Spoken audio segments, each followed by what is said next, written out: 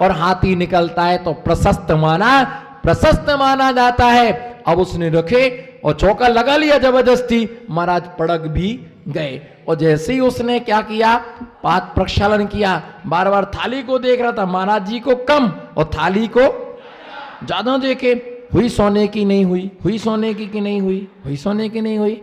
महाराज जी को एक गिलास दे, जग देखे, महाराज जी को दे, फिर थाली देखे, जबरदस्ती महाराज जी के हाथ में चम्मच लगाए।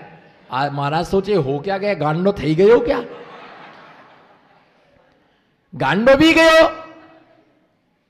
गांडी थई गई क्या भैया। हो तो बार बार थाली देखे और महाराज को जैसा तैसा दे। महाराज ने हार कर लिया, महाराज तो चले गए। और एक जन को बोला आप छोड़ाओ महाराज को मन दे। जैसे ही दूसरे को दे, सारे कोपर कोपरियां सब देखे, सुनार कहां ले गया, सुनार के घर पर ले गए कि सोने की हुए कि नहीं हुए। बोले भैया ये सोने का नहीं हुआ, और जो तुम्हारे घर पर 2 सोने की थाली थी वो पीतल की हो गई। हंसो ना, हंसो ना। जो ये सोने की नहीं हुई है, जो पैर तुम्हारे घर में 2 थाली सोने की रखी थी वो भी क्या हो गई है। बाप रे बाप। असो कसो महाराज आयो, राग देश करे, पक्षपात करे, मारे साथ में धोखा दे दी। मारे तो हुड़े कौन, बद्दा नहीं हुड़े, तू काहे कुड़े। आओ गया महाराज के पास, महाराज ये क्या किया, ये जे काम के ना धाम के, ये कभी मंदिर नहीं आता, इसके घर पर तुमने थाली सोने की कर दी और मेरी सोने की तुमने। तुम झूठे साधु हो, ऐसे साधु हो क्या पूछना है। इतना लपक के बोला, इतना वो चिल्लाते ना, आशीष नहीं दोगे हम शोर मचा देंगे, आशीष नहीं देंगे हम शोर मच। जिनको आशीर्वाद नहीं मिलता है वो हल्ला मचाते हैं, और जिनको आशीर्वाद मिल जाता है वो शांत बैठ जाते हैं। हल्ला मत मचाओ, आशीर्वाद ले लो, दे रहा हूं ले लो, लो दिल खोल के दे रहा हूं, खूब फलो, खूब लो ना। अब हाथ भी नहीं जोड़े जा रहे, किराए से लाए क्या हाथ, दे रहा हूं। दुखी हो गए, पोटली नहीं मिली। योगेश भैया एक मेरे को दिलाना, हमको नहीं मिलेगी, हमारा हस्बैंड कुवैत में रहता है, हमको नहीं मिलेगी एक पोटली। मिल जाएगी, मिल जाएगी, मिल जाएगी। हम आचर्षी को बोल देंगे फलानी को दे देना एक। अरे लेने की ताकत तो रखो। हर क्षण आशीर्वाद लुट रहा। हमारे गुरु ने, सुनो ध्यान से, मुझे आचार्य विराग सागर जी महाराज के शिष्य होने का मुझे गर्व है। मुझे आचार्य विराग सागर जी महाराज के शिष्य होने का मुझे गर्व है कि मैंने आचार्य विराग सागर जी महाराज की शिष्यत्वता को मैंने स्वीकार किया है। हमारे आचार्य ने हमें बटोरना नहीं सिखाया, हमारे आचार्य ने हमें बटारना सिखाया है। हमारे आचार्य ने हमें बटोरना नहीं सिखाया, हमारे गुरु ने हमें बटारना सिखाया।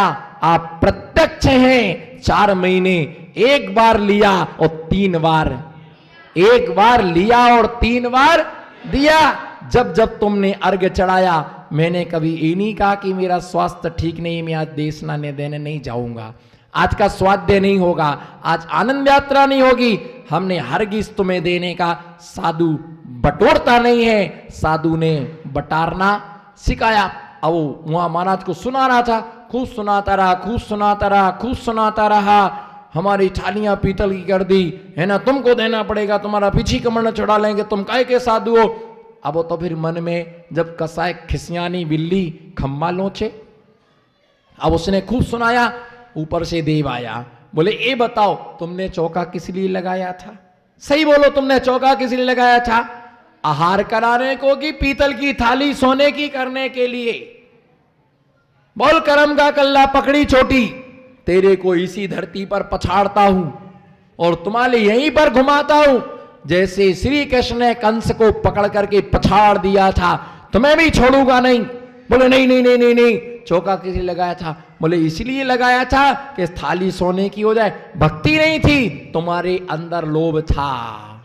अपनी गलती स्वीकार कर ली, ये साधु हैं, क्षमा याचना करो, उनके चरणों में माथा रखा, क्षमा याचना की। अब कभी ऐसा चौका नहीं करना। साधुओं को देखने मात्र से संतुष्टि मिलती है, आनंद मिलता है। जब हमारा उनके प्रति श्रद्धा होता है, विश्वास होता है, हम ऐसे उन साधुओं की सेवा में व्यक्ति समय लगाता है। जैसे माँ एक बच्चे को सुख देती है, उसी प्रकार से साधु समाज को सुख देता है, आनंद देता है। एक कन्या दोनों कुलों की रीति को, है ना, दोनों कुलों की शोभा बढ़ाती है ना, पीहर पक्ष की भी शोभा बढ़ाती है और है ना ससुराल पक्ष की भी शोभा बढ़ाती है। वहां का भी लाज रखती है और यहाँ का भी लाज रखती है। लेकिन उत्तम कुल की कन्या, और उत्तम कुल कैसा होता, गौमटसार कर्म कांड में एक दृष्टांत दिया, बहुत अच्छा दृष्टांत आचार्य महाराज ने दिया कि एक सियार का बच्चे के लिए शेरनी ने पाला। जब वो बच्चों के साथ खेल रहा था जंगल में, सामने से एक हाथी आया। जब वो हाथी आया तो शिकार करने के लिए दौड़ रहे थे। तो सियार के बच्चे ने कहा कि नहीं, शिकार नहीं करना, और डरपोक वहां से सब क्या हुआ है, भाग आए, वहां से भाग करके आ जाते हैं। तो उन्होंने शेर के बच्चों ने शिकायत की, माँ इसने मुझे हाथी का शिकार करने से रोका।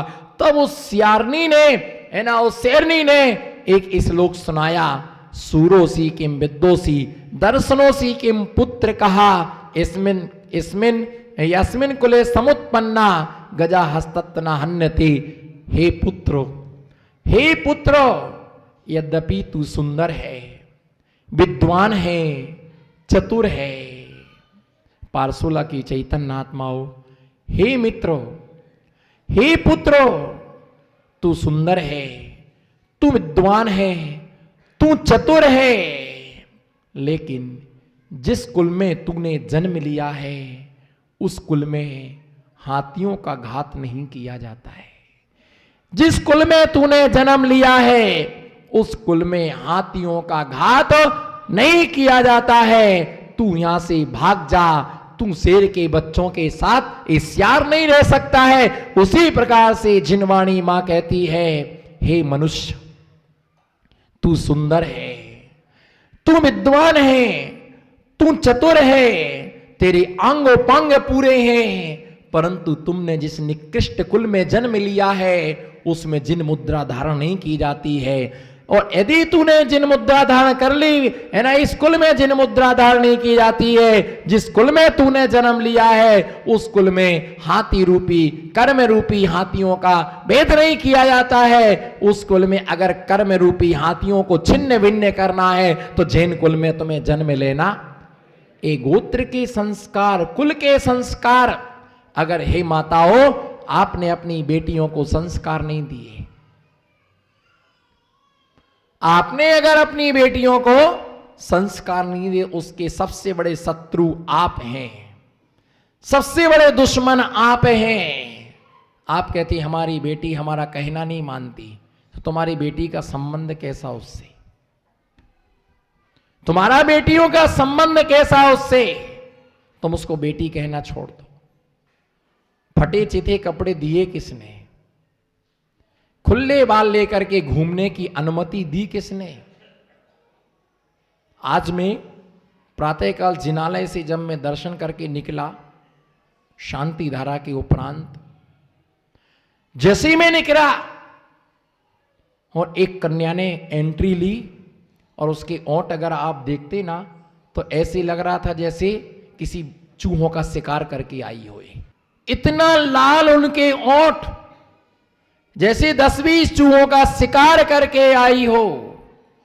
मेरे मन में एक क्षण के लिए भाव आया, कुछ बड़े बुजुर्ग समाज के लोग वहां पूजा कर रहे थे।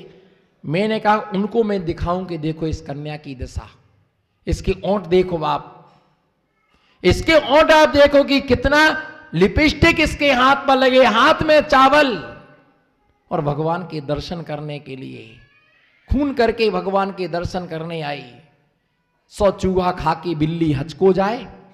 मैंने कहा इसको ही घर में नहीं है कि मैंने किस कुल में जन्म लिया।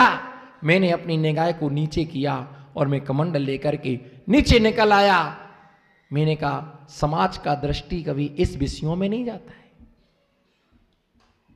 समाज के बड़े बुजुर्ग, महिला मंडल, युवा मंडल किसके लिए है? सिर्फ नाम के लिए, सिर्फ माला के लिए, सिर्फ मंच के लिए, सिर्फ पत्रिकाओं में नाम के लिए। क्या कभी हमारी समाज की आचार्य संहिता बनेगी? क्या कभी हमारी समाज की आचार्य संहिता कभी बनेगी कि हमारे जिनालयों में जाने के नियम क्या है, हमारे जिनालय मंदिर में जाने के व्यवस्था क्या है? क्या कभी ये संस्कार इन छोरियों को नहीं दिए जाते हैं कि तुम सिर ढांक करके मंदिर में जाओ? क्या इनको नहीं सिखाया? क्या ये नहीं सीखेंगी? क्या नहीं सीखेंगी?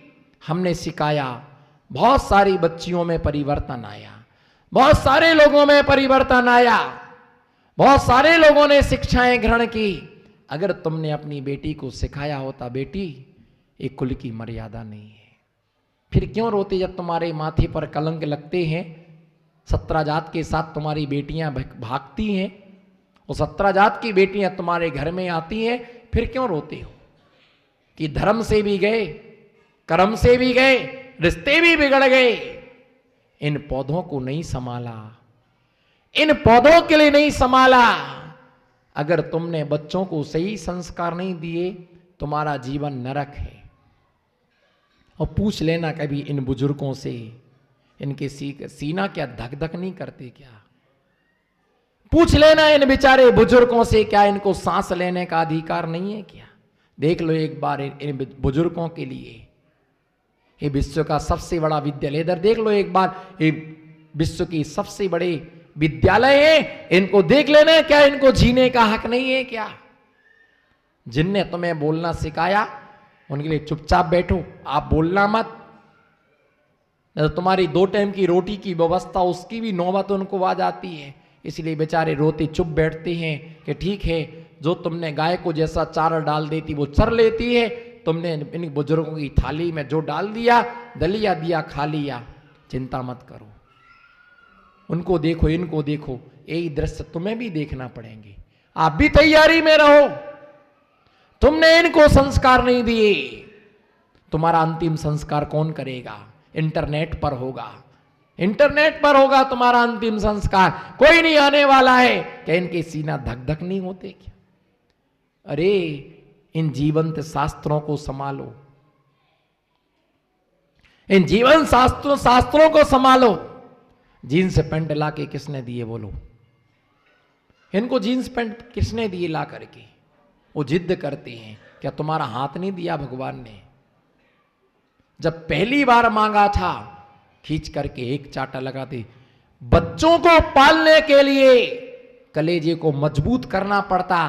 तुम ये मत कहो कि एक ही बेटी है, एक ही बेटा है, यही लाड़ उनके लिए संसार में भटकारा। इनके मोबाइल देखो, खोल करके देखो, तुम्हारा हार्ट फेल हो जाएगा। मैं चैलेंज के साथ कहता, रत्नकांड श्रावकाचार्य ग्रंथ के हाथ पर इस पर रख करके तुम इनके मोबाइल चेक करके देखो, तुम्हारा हार्ट फेल हो जाएगा। जो दृश्य तुमने कभी नहीं देखे वो दृश्य, वो पिक्चर है ना, वो मटेरियल इनके मोबाइल में भरा। ये अकेले कमरे में जाके देखें, इनका क्या होगा? इन बच्चों का क्या होगा? क्या होगी इनकी जिंदगी का? तुम मजाक समझते हो। मैं तो अपने माता पिता का सौभाग्य मानता हूं, पुण्य मानता हूं, उनके मैं शुक्रिया अदा करता हूं कि उन्होंने मुझे मंदिर जाने के संस्कार दिए, उन्होंने मुझे साधु सेवा करने के संस्कार दिए, उन्होंने मुझे आहार देने के संस्कार दिए। तब मैं अपनी पर्याय को सार्थक कर सका। मैं देखता हूं छोटी छोटी बच्चियों को, मेरा हृदय जलता है। क्या होगा इनका? इनको लाज नहीं है, शर्म नहीं है, पर इनकी माता पिता तो समझे कि इनका क्या होगा। अगर ये गड़बड़ करेंगी तो कलंक किस पर लगेगा? किसके ऊपर कलंक लगता है? भैया आदर्श कन्या सुख देती है, आनंद देती है, वह मेरी कुलों की रक्षा करे। ऐसे कन्या के समान माम मुझको है जिनवाणी माँ। आप मुझे मेरे जीवन को धन्य करना, मेरे जीवन को पवित्र करना, रत्नकर्ण श्राप का चार में मां, पत्नी और पुत्री इन 3 दृष्टांतों को दिया है। अगर ये अच्छे होते हैं तो हमारा घर स्वर्ग होता है, और ये अगर बिगड़ जाए, इसलिए भैया ध्यान रख के चलना। सबसे बिगाड़ना पर पत्नी से नहीं बिगाड़ना, सबसे बिगाड़ना पर पत्नी से नहीं बिगाड़ना। कारण अगर मां मर जाए तो पूरे मोहल्ले की महिला आ जाएंगी, बेटा चिंता मत करो हम तुम्हारी मां है। अगर तुम्हारी दादी मर जाए तो सारे मोहल्ले की नारियां आ जाएंगी, बेटा चिंता मत करो हम तुम्हारी दादी हैं, हम तुम्हारी नानी है, हम तुम्हारी मामी है, हम तुम्हारी मौसी, हम तुम्हारी बुआ है। लेकिन पत्नी मर जाए तो कोई नहीं आएगा कि चिंता मत करो हम तुम्हारी।